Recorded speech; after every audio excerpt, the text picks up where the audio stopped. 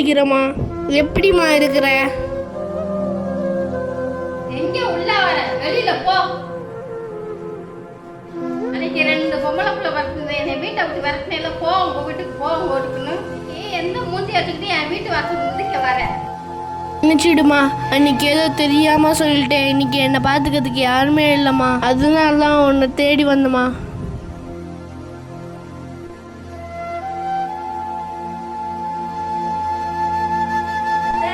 அவர் 1000 இருந்தாலும் உங்க அப்பா அத்தை மன்னிச்சு ஏற்றுக்குங்க அத்தை.